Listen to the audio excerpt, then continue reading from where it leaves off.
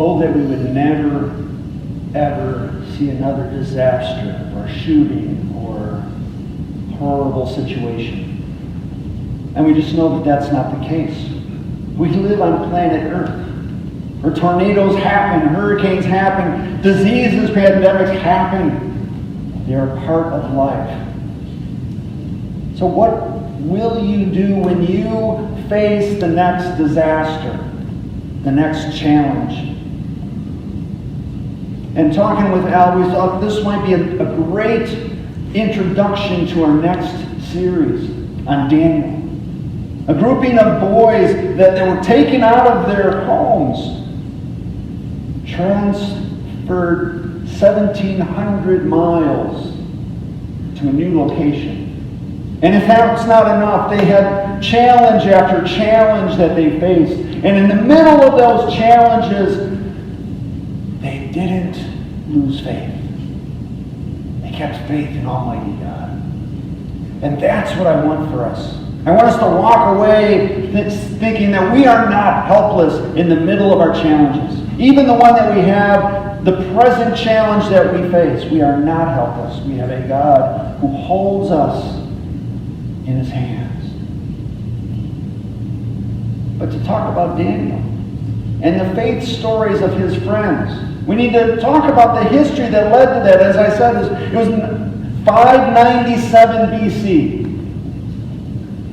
For years, God had sent his prophets and said, hey, things are not going as you're supposed to. You are not keeping me at the center of everything. Change this, or I will take away your country. And that didn't work. They stayed the course to destruction, and that's what they got. And Daniel and his friends were taken, that's 1,700 miles. In case you're wondering how far 1,700 miles are, if you go visit our friend Rex in Montana and walked the whole way, that's 1,700 miles. That's what happened to them. These four young men, Daniel, and then the Babylonian names of Shadrach, Meshach, and Abednego. You know them better by those names. They went to Babylon, and they were put in the training to be part of that culture. And that's where we're going to start off. I'm going to start off in right where that is, Daniel chapter 1, starting in verse 8. But Daniel was determined not to defile himself, and I wanted just to stop there because we do not use the word defile very often. Unless you're thinking about meat that's been spoiled, it's defiled. The idea behind defiled is it's been corrupted. It's dirty. It's not how it's supposed to be. It's not clean. It's been defiled. That's what Daniel's talking about here. He's talking about his relationship with God. We'll go on now. But Daniel was determined not to defile himself by eating the food and wine given to them by the king. He asked the chief of staff for permission not to eat these unacceptable foods.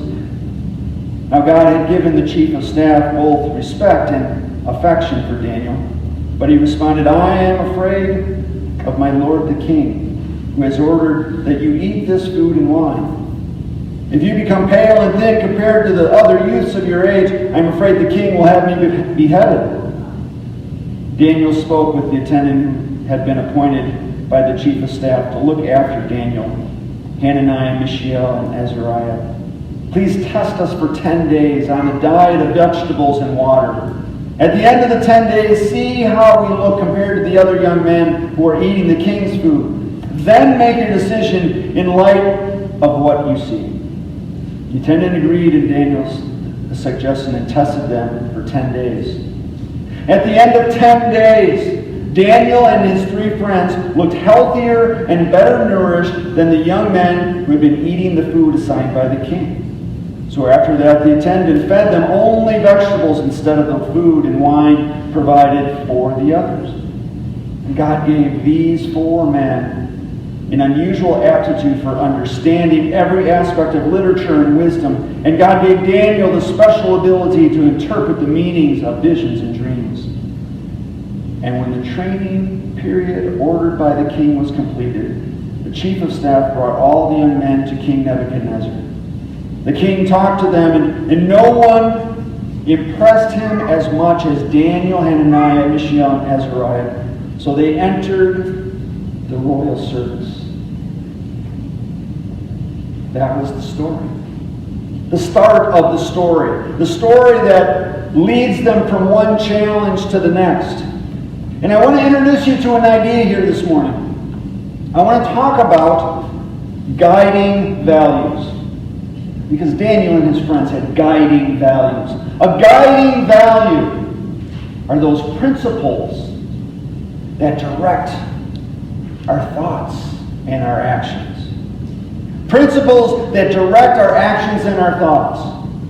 In followers of Jesus, we understand guiding principles because Jesus said this is the guiding principle, and he said this guiding principle every Hebrew boy and girl would have. Daniel and his friends had these guiding principles. To love the Lord your God with your heart, soul, and mind. And to love your neighbor as yourself. There's the two sides of the same coin. This was the guiding principle that they had. But everything else came to that. And even within the Jewish community, you had specific laws, dietary laws, that were underneath this overarching guiding principle of loving God and loving others. You had specific foods that you could eat, but it all stemmed from this guiding principle of loving God and loving others. And we understand some of these today. Some of them make total sense, because many of us throughout the Old Testament, but grab a hold of this one. If you do not cook your Christmas ham well, if you do not cook your Christmas ham well, what's the potential problem that we have here? It's called trichinosis. Does anybody know that word? It's when these little worms come from what you ate and they start making their way into your body, all because you didn't cook ham well. And I love my ham sandwich, especially on Christmas. And I am so glad they cook it well.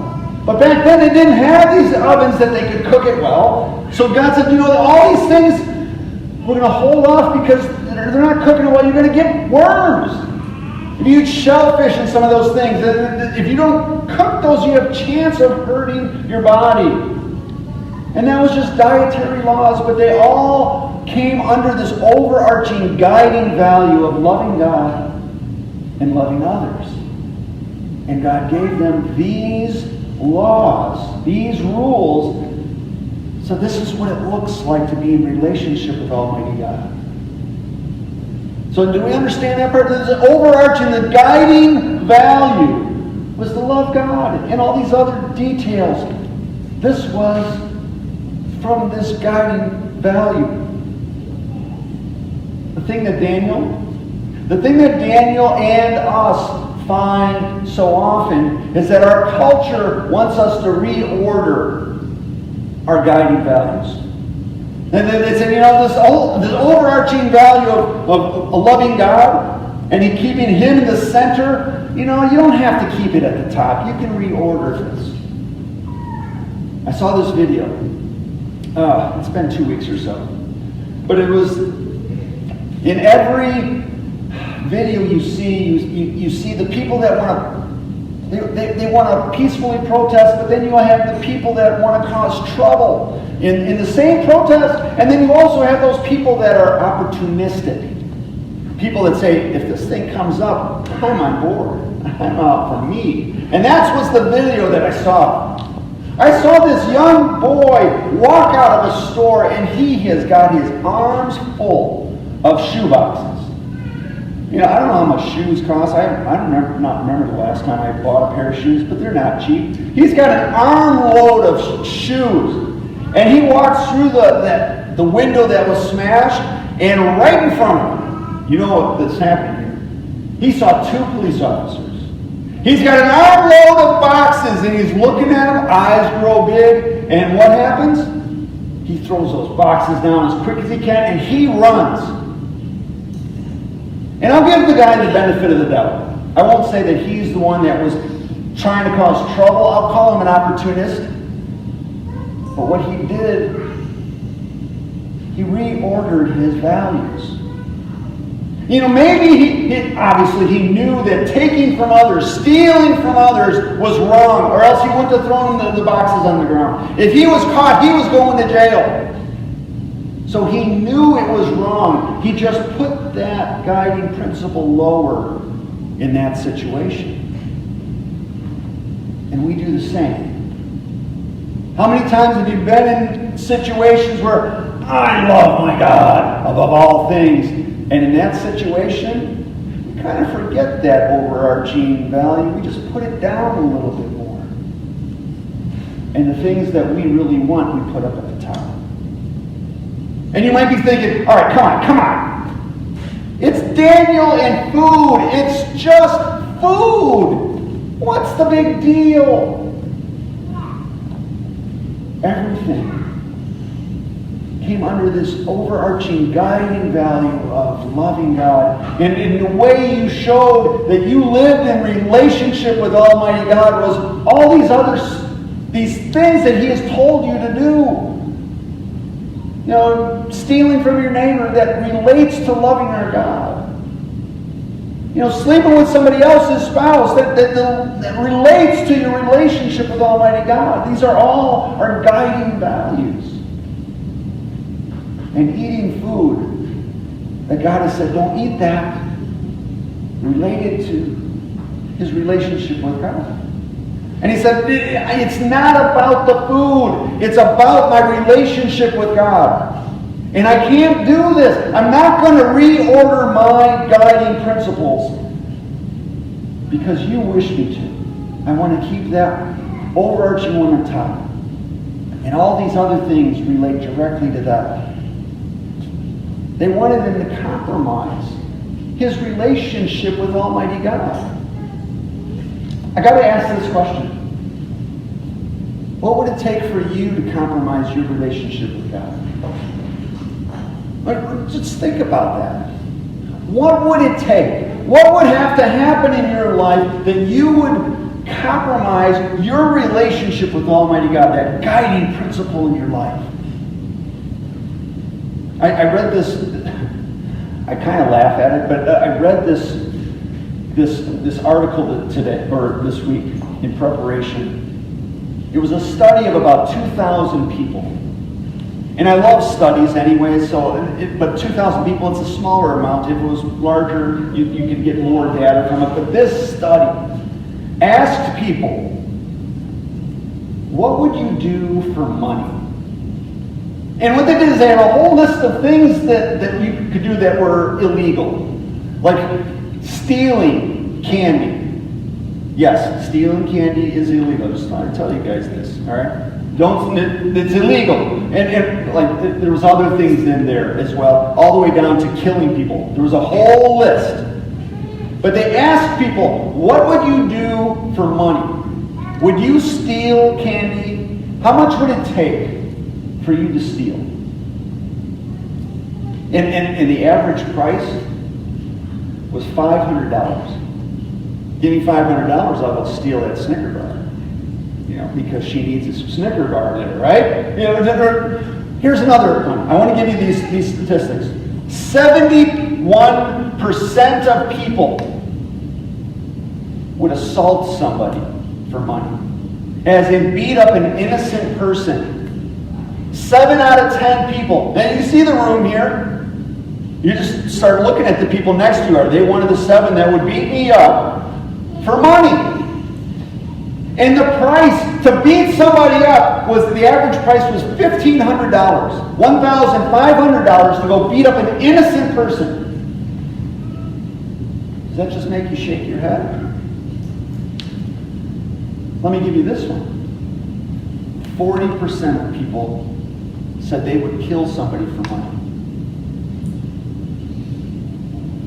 40% of people said that they would kill people for money. The price was, for women, it was $100 million. Or $500 million. So you'd have to, where are you going to get that? Guys were much less. But 40% of people said that they would kill other people for money. They would gladly reorder their principles for money. What would you do for money? Would you gladly reorder your values just to get some money? And that should stop us there, because we look back and say, no, I would never remove my values for any reason. Never. It's those other people that would. Don't be so sure. When we start reordering our values, especially that one of our relationship with God, disaster is inevitable. There's no good that comes from reordering your values that directly relate to your relationship with God. Disaster is coming. It is inevitable. And it happens like that. In the middle of those challenges. I need that money. I need that candy bar. That person, I don't like them. And we reorder our priorities. We reorder those guiding principles that say, this is what my relationship with God is all about. Daniel was determined not to defile himself. He had made this choice. I am not going to defile my relationship with God. I'm not going to soil it. I am not going to corrupt it. And we made that determination, that conscious choice, that my relationship with God is more important than anything else. I'm going to do without because I don't have the money, but my relationship with God is number one. I wonder sometimes. And I'm not saying about us. I wonder about myself. What would be my price? Let me end this way. Because I think it's important that, because we are all going to leave. We're going out in this world that wants us to reorder our values. How do we stay strong? Daniel and his friends, they were able to stay strong, and they didn't reorder their values. How can we do this? Let me give you a couple ideas, and it comes from the center out. All right? Grab these with me. If you're going to do this, if you're going to not compromise your relationship with God, it needs a personal determination. In your very heart, you have to say, I know my God. It is my relationship with Him. And that is my main thing in my life. I will not reorder that. It's a determination. It's a choice. In the middle of your challenges, because we all have our challenges, you're saying without a doubt, God, give me the strength, because I get weak sometimes, but that is my choice to keep you number one in my life. It needs that personal determination. You need invested family. And I mean, I say family, it could be your family, but it could be a larger family. You need a family of people, a smaller grouping of people that says, I am invested in your life. I'm going to call you out when you start reordering your values. I want you to stay on track. That's why we talk about small groups here, because that's where you have people that are invested in your relationship with God. And I'll just give a shout out to dads here.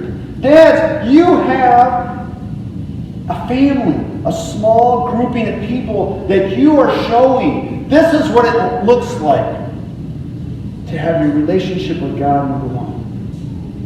This is your job, to show them a relationship with God.